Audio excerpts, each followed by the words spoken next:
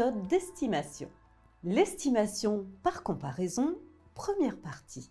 La méthode basée sur la comparaison est l'une des méthodes les plus usitées pour l'estimation. Elle consiste à déduire la valeur d'un bien de l'analyse du prix obtenu lors de la vente récente d'autres biens aussi semblables que possible en termes de consistance, d'état de situation, dit référence ou point de comparaison. Quel en est le principe? Dans un lotissement, la superficie des lots est comprise entre 500 et 600 mètres carrés. Plusieurs d'entre eux se sont vendus 40 000 € ou à des prix sensiblement proches. Il peut être légitime de dire que, par comparaison avec les ventes constatées, la valeur vénale d'un lot à estimer est de 40 000 €. Le même type de raisonnement pourra par exemple être admis pour un emplacement de stationnement au sous-sol d'un immeuble. Et cela à partir du moment où l'on connaît les résultats de plusieurs ventes d'emplacements de stationnement ayant les mêmes caractéristiques, en particulier la situation géographique et l'accessibilité. Peut-on appliquer le même raisonnement pour l'estimation d'un appartement? Il va sans dire qu'il sera difficile d'appliquer la même approche pour l'estimation d'un appartement.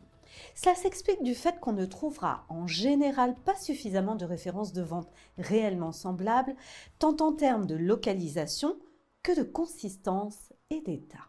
Alors, comment y remédier?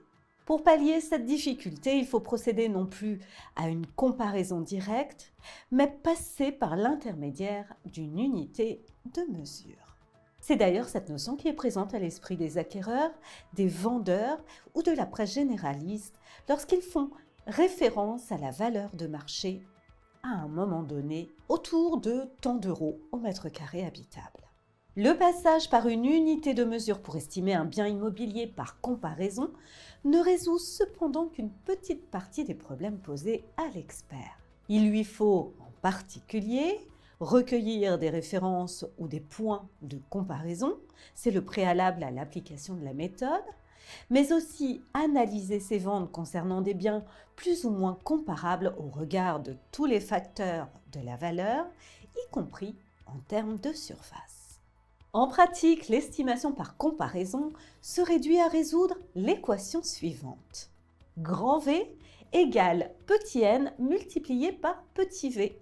Le grand V signifie estimation recherchée, le petit n, nombre d'unités de mesure du bien à estimer, exemple surface en mètres carrés habitables, et le petit v, valeur de l'unité de mesure telle qu'elle résulte de l'analyse du marché.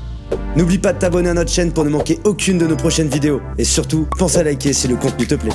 En apparence, la résolution de l'équation est d'une grande simplicité. Il suffit de déterminer l'unité de valeur à estimer et la valeur de l'unité de mesure telle qu'elle résulte du marché. Mais ce n'est pas aussi simple qu'il y paraît. Les unités de mesure. Un cas simple, déjà complexe. Quelle unité de mesure retenir pour l'estimation d'un appartement?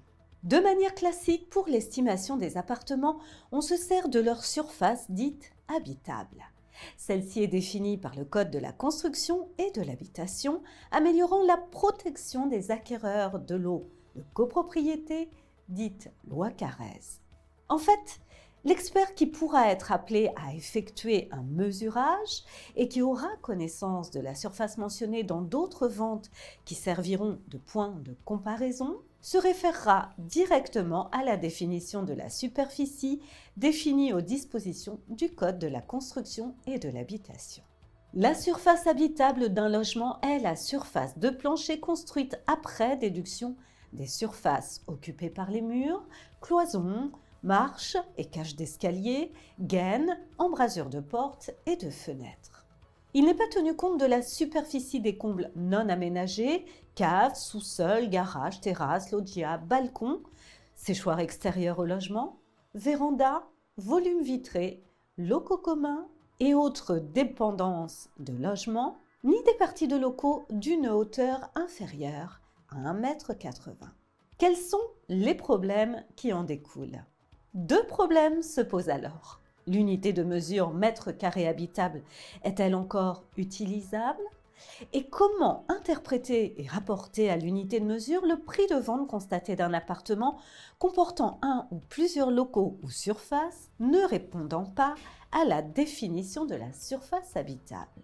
Les caves et débarras de faible surface, n'ayant qu'une valeur modérée, ne sont généralement pas comptés. Il ne peut pas en être de même pour certaines annexes ou parties de l'appartement lui apportant une valorisation significative.